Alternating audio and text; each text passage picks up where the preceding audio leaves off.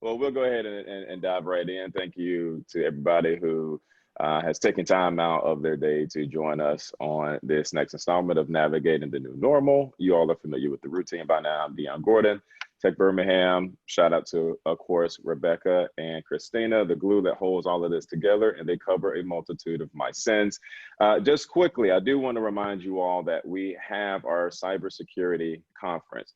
You might have known it as ACN, or Alabama Cyber Now, but it grew a lot in terms of its regional appeal. And so we evolved the brand to reflect that. And so it is now Cyber Now Summit, and it is going to be a completely virtual experience, 2 days with a third additional day that will be used as a cybersecurity threat challenge. Brought to us by our friends at Trend Micro, who also happens to be the presenting sponsor of the Cyber Now Summit. So shout out to them and shout out to Justin as well. I guess I'll go ahead and put this in the public record since Justin is a part of the panel. He does not think Andre 3000 is the best rapper, an outcast, but do not hold that against him. He is still a great person.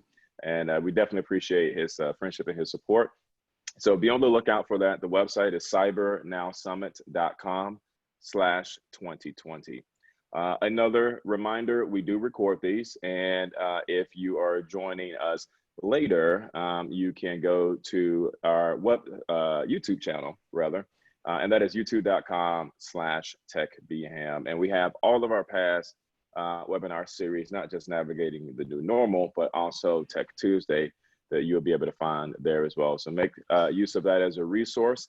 And of course, we encourage you all to be members of Tech Birmingham as well. There's a lot going on, and your support enables us to really carry out that mission and the vision that we have to make Birmingham the most robust and inclusive technology economy in the Southeast. Big vision, but it is definitely attainable in our belief. So again, thank you for all of the support. And I just want to also let you all know you are in for a treat. I am not going to steal any of her thunder, but Haley Kendrick is an amazing leader for Birmingham, and the work that she has been doing at Innovate Birmingham is really a testament to a pivot that I think we've all seen over the past 3 to 4 years of Birmingham becoming this emerging tech hub, and so much of that can be traced to the work that she has done, her team has done through the Innovate Birmingham program and the Birmingham Tech Council. I'm sure she'll get into all of that, but I do want to just lift her up in the work that she is doing. It is critical to our ability, I say it often, to not just survive this change, this new economy, but to thrive in it as well. So again, we appreciate your time. I'll turn it over to you, Christina, if you have any housekeeping items or anything that we need to offer up before we turn it over to Haley. This is our normal program. We will not be making anybody panelists unless Haley calls out that we need to make, like, say, Donnie a panelist or something. But this is a typical program today. And so with that, if you have questions for Haley, please go ahead and throw them either in the chat box or in the Q&A.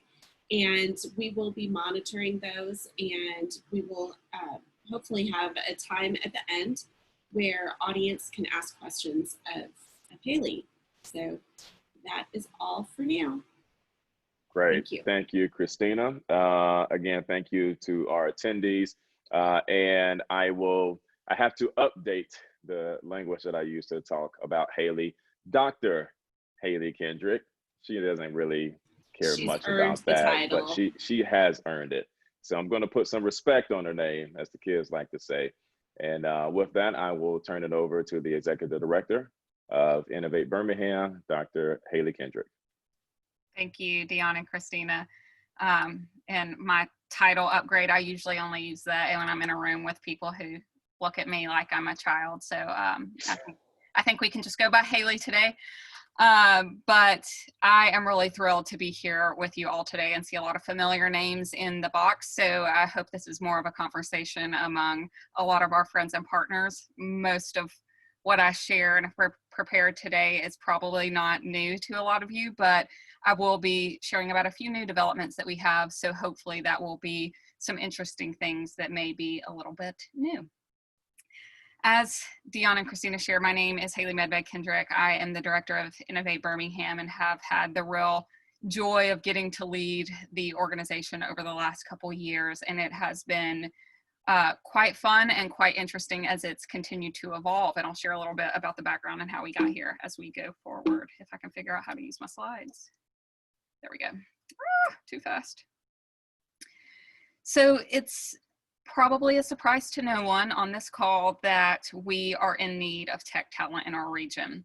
There are over 5 times as many tech job postings each year than we have computer science graduates in our region. This isn't expected to slow down anytime soon.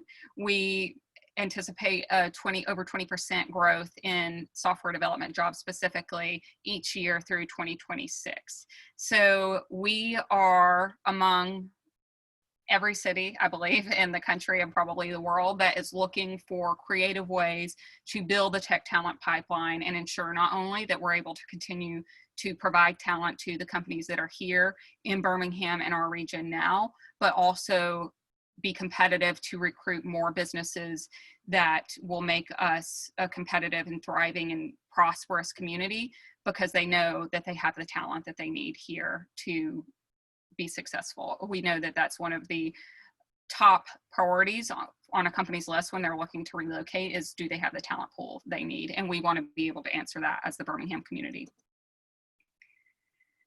As I said, it is not a unique problem to Birmingham.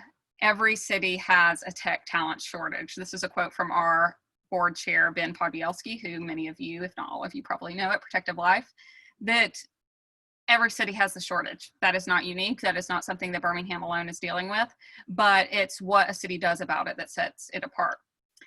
And according to Ben, Innovate Birmingham is what sets Birmingham apart by offering the keys to success with our students and our programming for Birmingham and the surrounding areas. We've done this in a couple different ways over the last couple years by thinking through not only how we can increase the number of computer science graduates that are going through the traditional education pipelines at our local universities and community colleges, but how can we think of other on-ramps and ways to get people engaged in this vibrant tech economy that has been growing here largely with the work of Tech Birmingham and others that have been both recruiting companies here and supporting the growth of existing companies. So it's important to us to think through how we connect more people to these jobs and the right skills and experience that they need to be successful and add value in those jobs. Our vision that really drives us behind all of this as Innovate Birmingham is equitable economic prosperity for our tech ecosystem.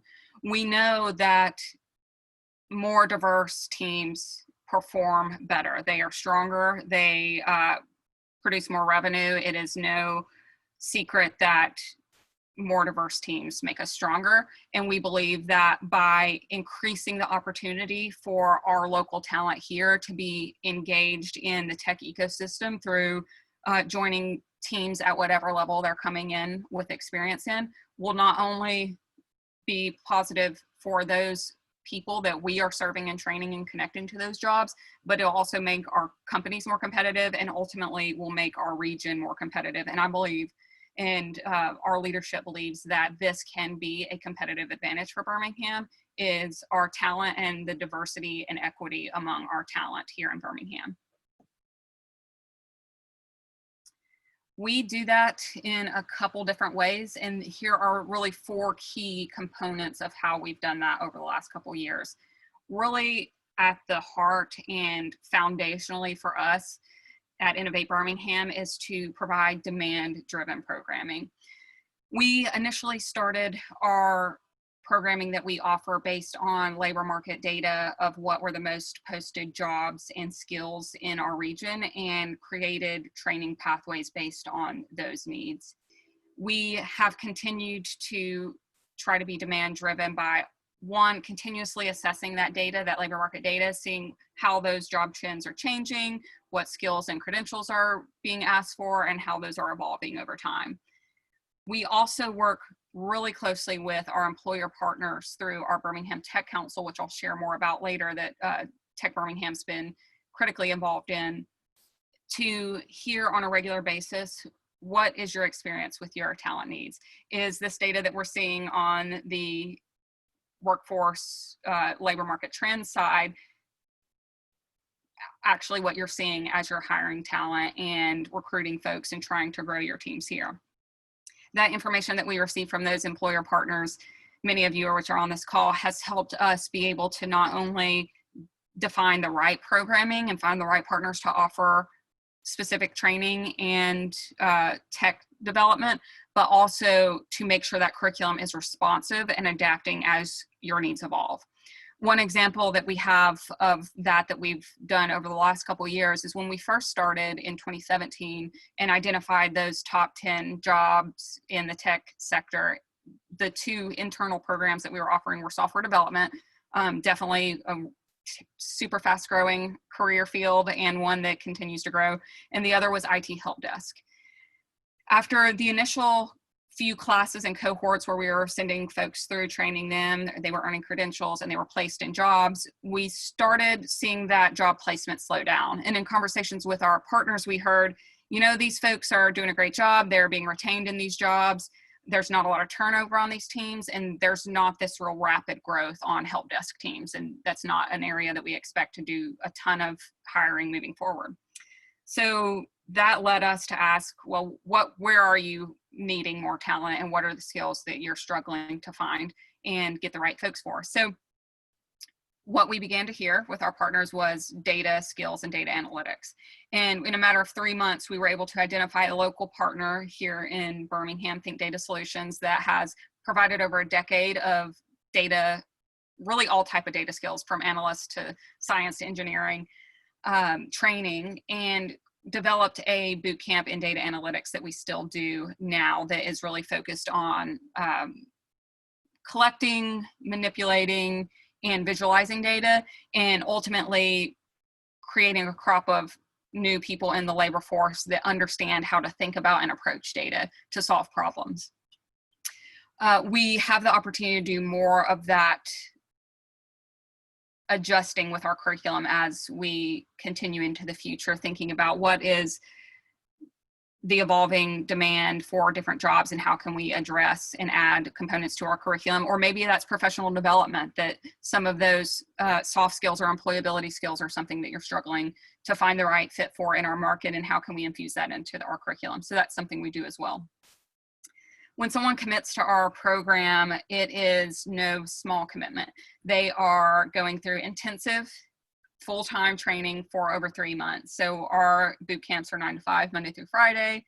It is all virtual now, but people are, like we're doing now, sitting in front of their computer on Zoom and digging into content in whichever area that they've selected.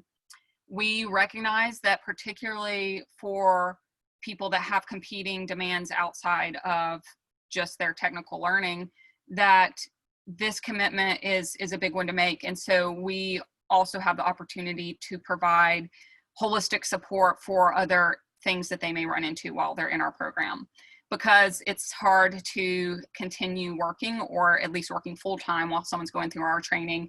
That being able to meet those needs of putting food on the table and those type of things are something we've been able to provide through our grant and the support of our partners while someone is in our training. What that's looked like before COVID and being all virtual was transportation, gas card, or a bus pass or something like that. Childcare to connect your children with a place to go and learn while their parent is learning. Emergency utility assistance, things of that nature, healthcare, and access to a referral to a physician. In the whole shift that we're all dealing with of being virtual, we've continued to offer that support, but it has evolved and looked differently. Of course, we're not needing to transport people around, so transportation hasn't been a barrier that we've dealt a lot with, but access to mental health care is something that we've started to provide to our students as needed to be successful in our program. And that's something that we see as a critical component to, one, connect our local talent to this field and be prepared to be successful in their jobs, and also to provide a platform of equity to allow more people to take part that might have a lot of other competing demands with family and things outside of their full-time learning experience. And finally, partnership and alignment is critical to the work that we do at Innovate Birmingham. I see a number of our partners on the call here today, and a number of partners, over 15 partners, have been involved from day one when our partnership was launched in 2017, and have provided different strengths and services to both our team and our students to meet that shared vision of equitable economic prosperity in our region and in our tech ecosystem.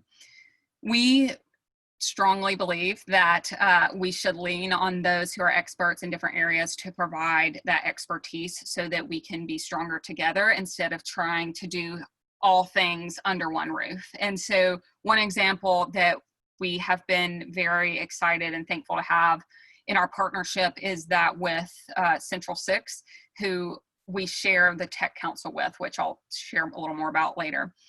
That partnership has evolved in such a way that we were able to kick off a IT apprenticeship, the first IT apprenticeship consortium in the state last year, I believe.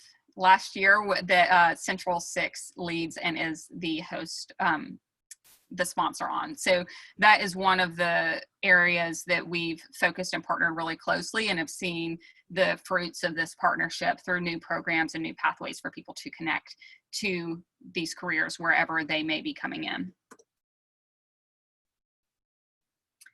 So over the last about 4 years now, what does all that work that I've mentioned look like? Ultimately, this number needs to be updated. It's actually over 750 folks now who are new people in the IT sector prepared to add value on their teams that have been trained in one of the areas that we have focused on.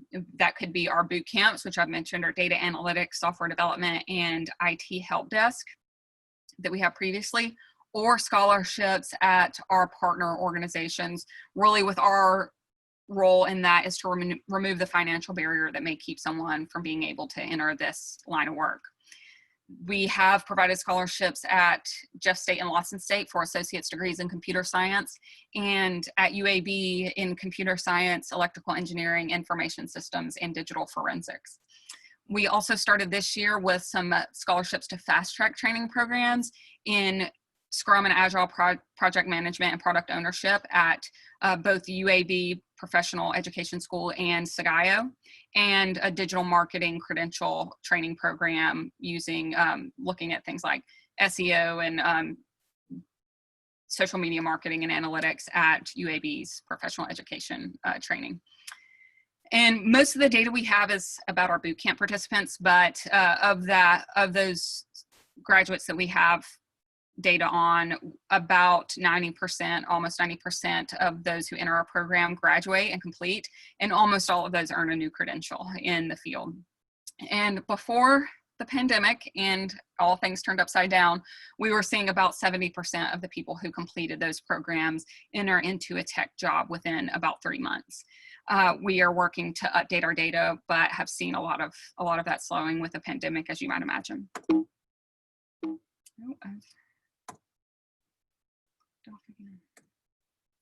So for those of you on the call who already know all that because you work so closely with us and you've probably been a part of building it, I want to share a few things that we have been working on in the last couple months, or will be doing a lot more of as we move forward, that I'm really excited about, and how you can be a part of it.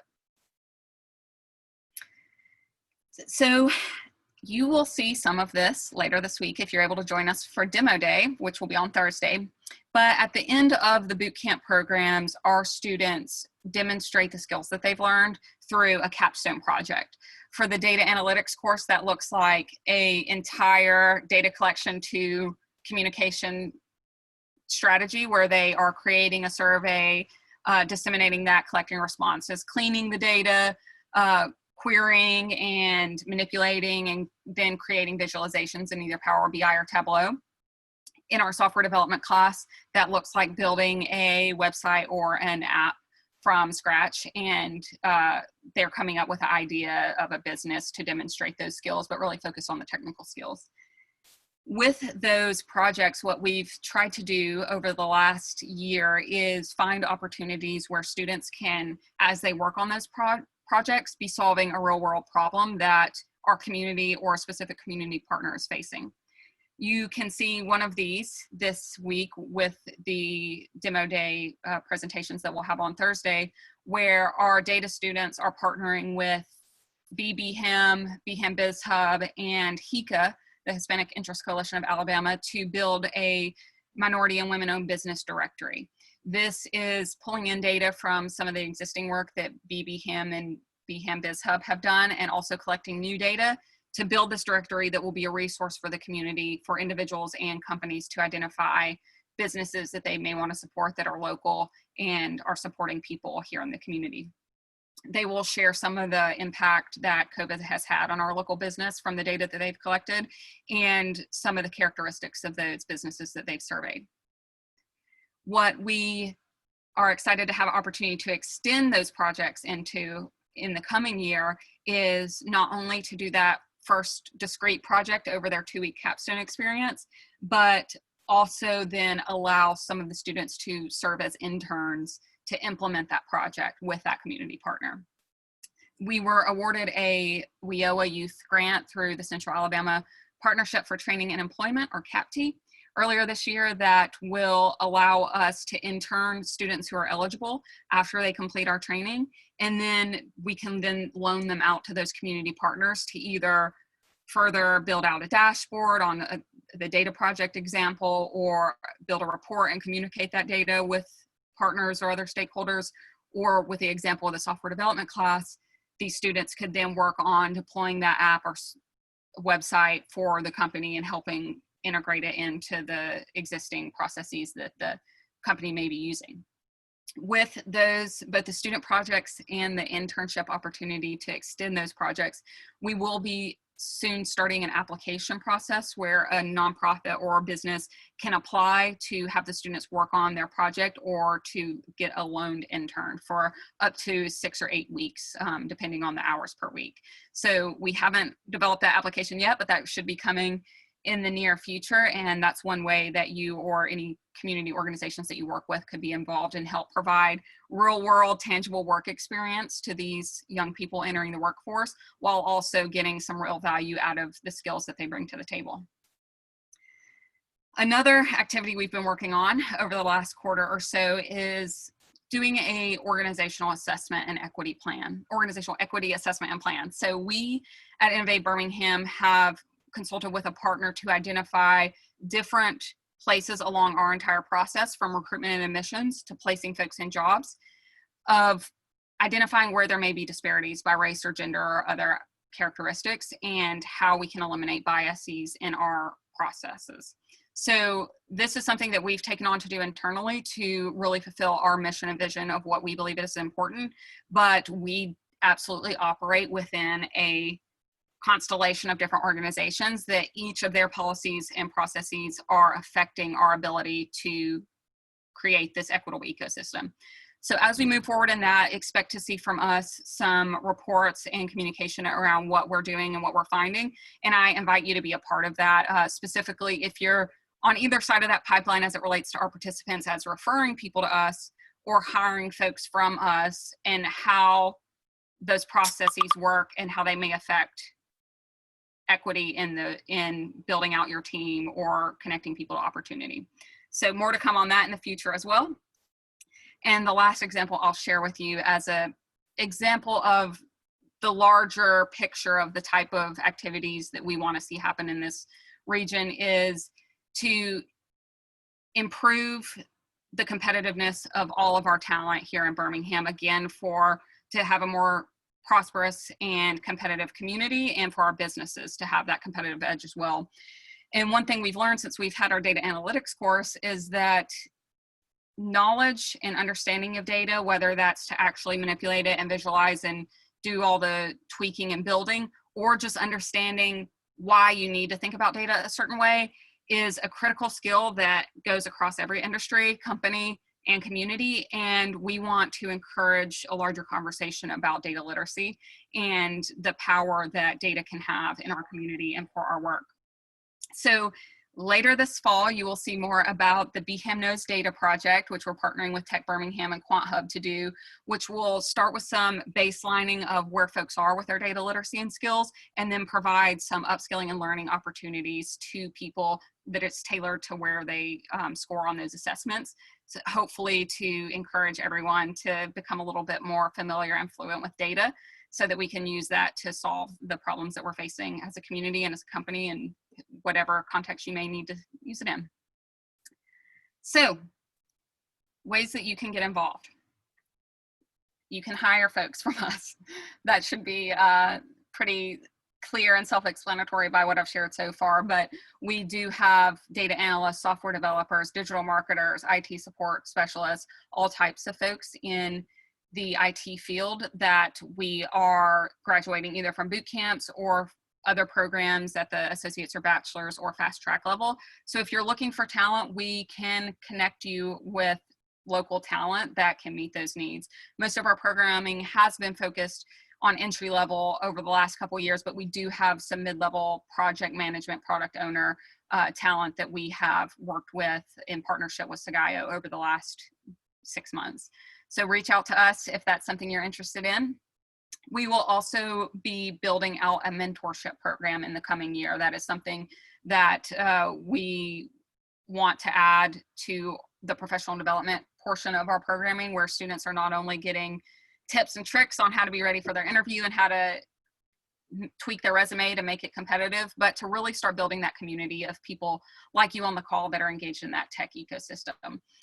We already do a one-on-one mock interview mentoring session once each cohort, but we hope to be expanding that in the future, and I can share with Christina or Rebecca to share out after the call the link to sign up to be a mentor or to volunteer in other ways. Our Tech Council is our community of employer partners that meet quarterly to inform our work and the work of other education providers in the industry with Central 6 each quarter. So we have a sign-up form for that I can share as well if you'd like to be a part. That is a pretty diverse mix of folks. Some are hiring managers, some are senior level, CIOs, CEOs, and a number of HR folks as well. So depending on your role, it doesn't have to limit you if you participate in that or not. We'd love to invite more folks to that Tech Council. And finally, we are also right now recruiting to grow our board. We're really fortunate to have an excellent board in place that is helping us grow and think through the future, and we want to grow that body and help them push us forward to the next phase of what Innovate Birmingham looks like, and I will share that link for that application as well. We have a donor view form for each of these things that I will pass it out. And here's my contact info and my LinkedIn QR code, and you can find out more about us at innovatebham.com and reach out to me if you want to get more engaged in any of this stuff, and I can find these links and share them with you all for the follow-up. So I've talked a lot. I will stop. Great. Well, you can go ahead and send all of those links to us, Haley, and we'll send those out as a follow-up email to all the attendees. But thank you so much. You guys have built, this program. It's evolved a lot in the past 3 years that I've, been able to, I guess, kind of stand on the outside as a witness and partner of the program. And I love what you all are doing. How did you get into this? How did you stumble upon this opportunity years ago? Me personally? Yes. How did you? So I was learning all the things I didn't want to do by doing my Ph.D. and learned early enough, but too late to reroute that academia was not the right fit for me, not something that I wanted to do long term. And so I started, doing all these random side hustle things around campus and ended up leading the Graduate Student Association for a year. And that opportunity allowed me to serve on the UAB's Strategic Planning Council, and UAB is the lead on the grant that was what kicked off Innovate Birmingham. So when UAB was awarded the grant, I was able to be in that first conversation announcing, hey, we have this opportunity to be a part of this. And my background is sociology and was really looking at societal causes of inequity, ultimately. And no surprise to many of you, I'm sure you don't need a PhD to know that a lot of that comes down to access to employment and income. And so when I heard about this new project that was going to be really connecting people with that access to employment and high wage, high demand, fulfilling employment, I knew I wanted to be a part of it. So I started volunteering on the research side and weaseled my way in, was able to take an operations position for the first year. And then as the ED position became available, I was asked to step into that. And so it has been really what I see as kind of an extension of what my passion and interest was from an academic perspective. But it's one of those things when you hear about it and you can be a part of it, you can't stop yourself from being engaged. So that's how I personally came into the world. I did not have a tech background. I still don't, if that's not abundantly clear from how I probably botched some of the language over the call, but I'm happy to connect folks and resources and find who those experts are so that we can increase the competitiveness. Yes, Victor has affirmed that it's a calling that you're doing this work.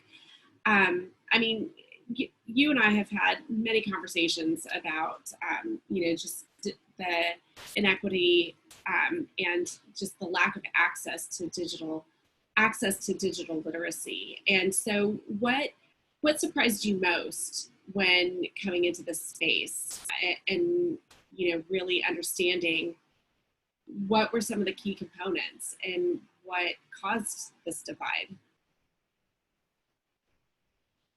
I think it's going to be the not so easy answer that is really at the root of what we're dealing with a lot of different outcomes, not just digital access, which is a long history of disinvestment in certain communities and areas and opportunities, and with those resources and opportunities not being available for an amount of time, it's not something that we can snap our fingers and put in some Wi-Fi access, broadband, whatever, and give some devices and change that. That's something that's going to need continuous investment. What we run into a lot of is we're focused on adults, people out of high school looking to start their careers.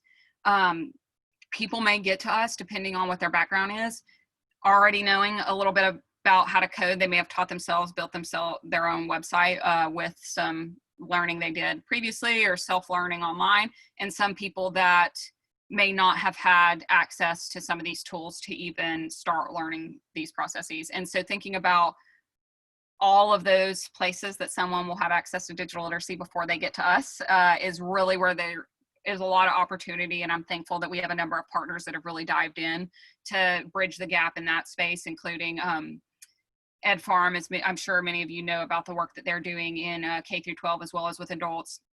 Also, Goodwill, Alabama Goodwill is working with a Google grant, I believe. I hope it's not Google, but to do digital literacy programming in the K through 12 space as well. There are a number of others. Of course, the work that y'all do at Tech Birmingham with the code camps. I think there's a lot of work still to be done here before we can really achieve the goal that we have for equity and access at the adult employment level.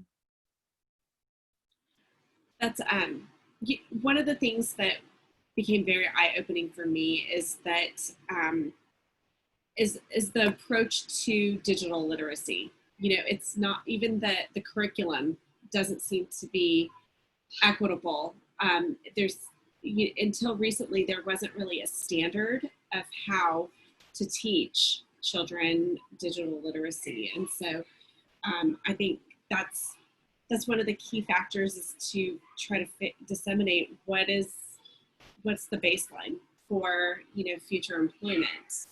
And so you guys have figured out with your work through the Tech Council,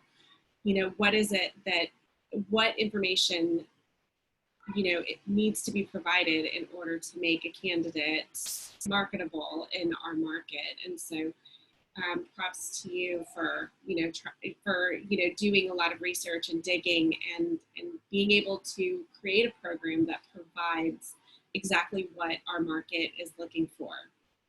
That's probably no easy task. So I commend you for the work on that. Thank you. We definitely have a lot more work to do. We're always trying to figure out how we can do that better. And I know not only is there ways we can better prepare people for the specific careers we're already training for, but there are so many other careers in IT that we don't currently have programming for in the region, or it's pretty limited, or there are significant barriers to get into the field. One example that we've had some interest from a couple of employers in, but has been hard to make work, is cybersecurity. So we all know this is a need. We need talent in cybersecurity. Y'all have the Cyber Now conference coming up. Yes. Y'all know that very well.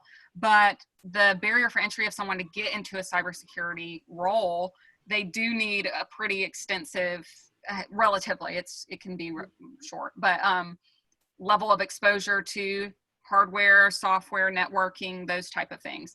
So we have not really gotten into that specific area yet. I do think what we've been able to do over the last 4 years is start building that pool of people who are ready to soon step into those type of training and roles and training opportunities and roles.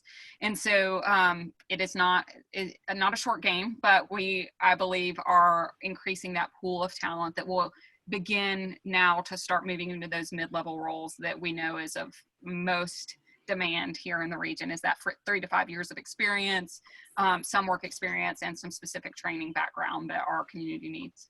Yeah, and the fact that you've realized early on that training alone is not, providing these certificate programs is not enough. That you have to be able to provide experience, hands-on experience for these students to learn to apply the knowledge that they've learned. And so pivoting and creating this internship and apprenticeship program certainly has, I think, makes this program a game changer, as opposed to some of the other programs that are out there. And so, and I'm just partial because I just really like working with Haley and her team. So I'm sorry, that's like my bias, but yeah, it's the fact that you have, thought through the process and realized that, there is that requirement of having a certain number of years of experience. How on earth is someone who is a recent grad from a boot camp supposed to attain that level of experience? And so I'm glad that, your team has figured out the solution for that problem. And I'm just rambling. So if our audience has any questions for her, please, we would love to get your questions and input.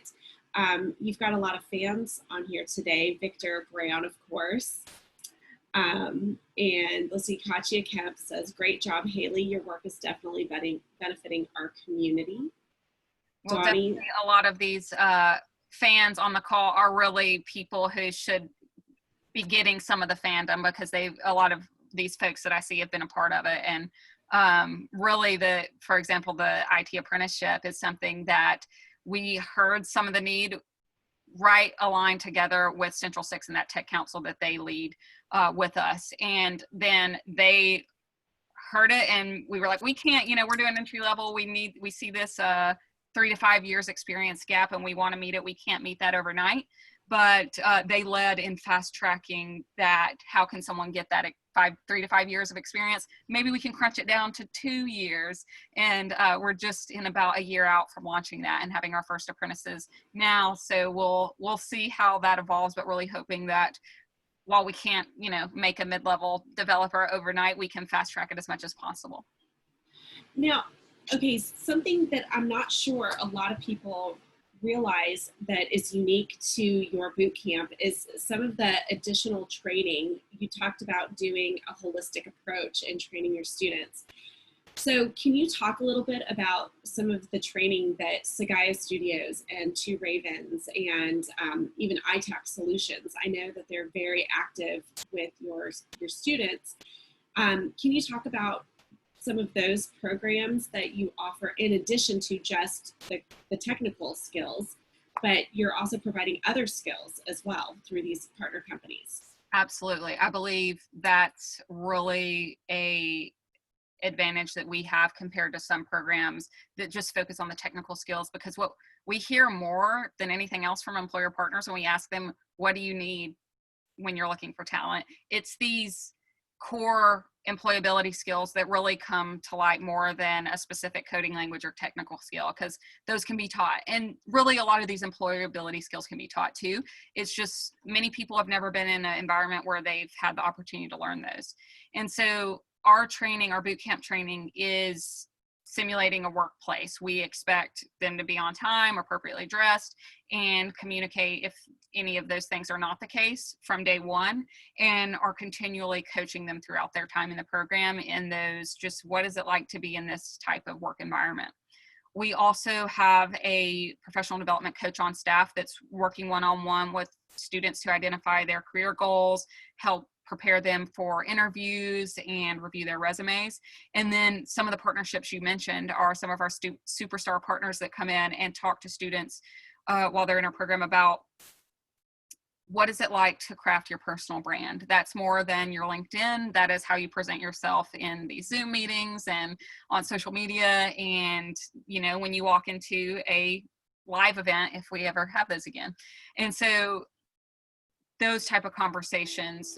We also have, Sagaya teaches a Agile 101 for both of our bootcamp classes to learn some of these pieces of the field that may not be what you're specifically doing as a software developer. You're not a Scrum Master, but you may be on a Scrum team, and learning how to operate in that environment and knowing all the functioning pieces of an Agile work environment. And so those are a couple of the examples. We often have someone come in that may be specific to one of the classes. So someone that has had a career in data analysis come in and talk about their career and how they got there and what they wish they would have known type thing.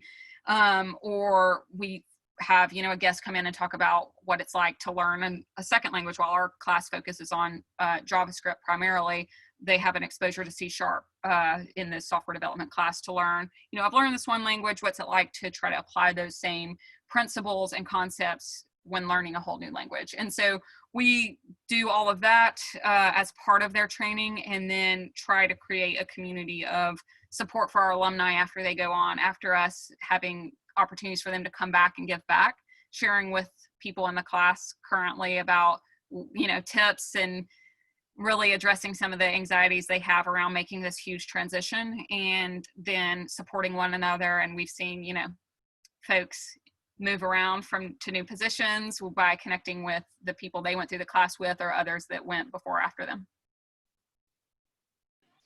So great. So when does your next cohort start? And is there room, so if there's anyone on the call who knows of somebody who would be an excellent candidate, how would they go about finding more information about applying? Or if they, you know, maybe a startup company and they have a heart to help mentor and provide some of the services that you provide, can they contact you, or do you have somebody in the office that takes care of that? Our next class starts on the 31st. So that will be both the software development and data analytics boot camps. We're also accepting applications for the scholarships at Jeff State, Lawson State, and UAB.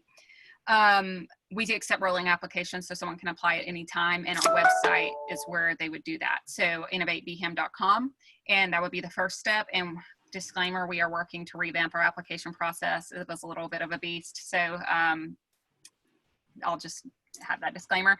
And then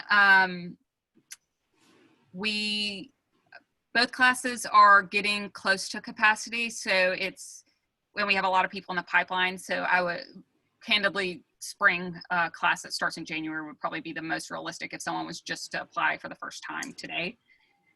if you want to hire from, we are about to have a class of students graduate on Thursday, and they will be ready for careers as software developers or data analysts. And you can reach out to Haley Hoppy, who is our Director of Engagement. Her email is just like mine with the H, Haley H, H-A-L-E-Y-H at innovatebham.com. And she can connect you with those, or you can always reach out to me and I can make that connection. And I meant to get the links before I got on this call and didn't, but I can send those links to sign up to volunteer, be a part of the Tech Council, or if you're interested in applying to be on our board, I have links for all of those applications that I can send to the Tech BHAM team to follow up with, and the link to our demo day on Thursday. Well, one of the things that I've really enjoyed doing is helping with the mock interviews. So if you ever get an opportunity to, to participate in that, I highly encourage that. It's a great way to help these students, get their feet wet and, have it in a very safe environment to give them feedback on their interviewing skills. Lucy Kemp writes, do you partner with high schools in low to moderate income communities to make the students aware of the program? That's a great question. That is something that we have really leaned on our partners to help us with it to make happen, because we have tried going to every high school in the city and some throughout the county, and we don't have a lot of capacity for that, to be honest. But we work closely with the city schools. The Birmingham Education Foundation is one of our core partners in that work, and now Ed Farm's work in the schools have been a way that we've reached into those communities, and they've really extended our capacity to work with them and share those opportunities. We're currently in the process of trying to identify other partners that can help us spread that news into the high schools and just generally into more communities, specifically as we're looking at recruiting more people in the youth category for our new grant, which will be 17 to 24-year-olds that would be eligible for that internship opportunity. So we definitely lean on and need partners to help us do that, because we haven't been able to be physically on the ground in all these places, but work with the schools and or other organizations that work in the schools. Well, great. Well, thank you again, Haley, for coming and talking to us about this program. It's this one is, I guess because we've talked about, the pipelines, and, our hope is that some of the Tech Birmingham programs, we can start pouring those, the graduates from our program into your program. And so, this one is one that is near my heart. So thank you. And thank you everyone for joining us. Always glad to see everybody. Dion had to pop off for another meeting, but one thing that I did want to tell anybody who's on here is that recently there have been 50 tech councils. So Tech Birmingham is part of an association of tech councils in North America. And we collaborate on some initiatives for, to help with policy making in the realm of technology. And so one great development was that 50 tech councils across the US have written and have started lobbying for expanded broadband access in rural areas. And so anyone who lives in Alabama understands that that is a huge divide in access. So, students who live, like say in Jasper, they don't have as much access to broadband as, students who live in the Birmingham metro area. And so what we're trying to do is, put some pressure on our legislatures to expand that so that we can truly make, to bridge this gap. So if you'd like to learn more about some of those initiatives that we are working on, please let us know. And so we do this on behalf of, our association on a national level and, in all of North America. So sometimes we also work with, Canadian associations as well, in order to help with changing policy and whatnot to be more favorable for our tech companies. So I will send out that information at some point. And Haley, I see, is putting links there to all of the things that she was talking about. So that is all. Thank you. And we will see you next time for Navigating the New Normal. Bye, everybody.